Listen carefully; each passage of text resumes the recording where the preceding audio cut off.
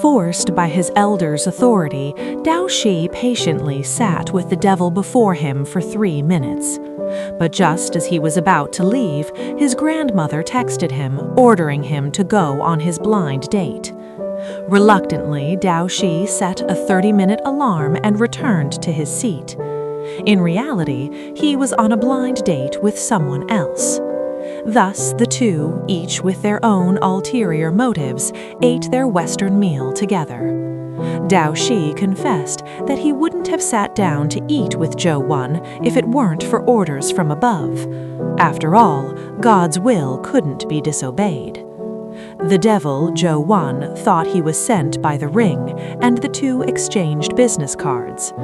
Dao Shi then learned that the devil's name was Zheng Zhou Wan. Zhou Wan seized the opportunity to ask what orders meant, and Dao Shi told him it was a blind date. Hearing the word date, Zhou Wan mistakenly thought God had arranged it, finding it unbelievable. Dao Shi burst into laughter, telling Zhou Wan that his grandmother had arranged the blind date. Only then did Zhou Wan realize his mistake. Unexpectedly, this woman was the first person to make him break out in a cold sweat. Just then, the door to the private room opened and a group of young men entered. It just so happened that it was the time Dao Shi had ordered. The waiter brought over the 9-yuan cake. Dao Shi, who was about to leave, suddenly saw a cake appear in the air.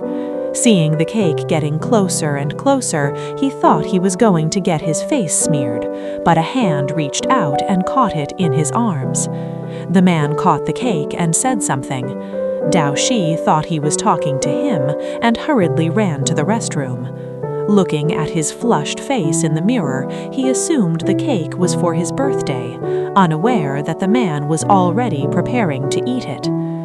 Just as the man was about to eat his cake, the thug quickly crushed it.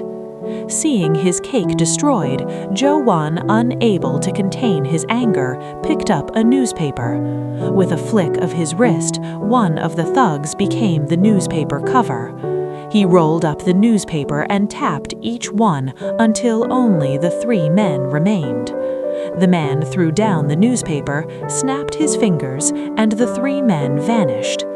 Dao Shi, who had come out to eat some cake, saw the mess on the table and, showing no interest in Zhou Wan's explanation, left. Zhou Wan, too lazy to explain, went to deal with the thugs.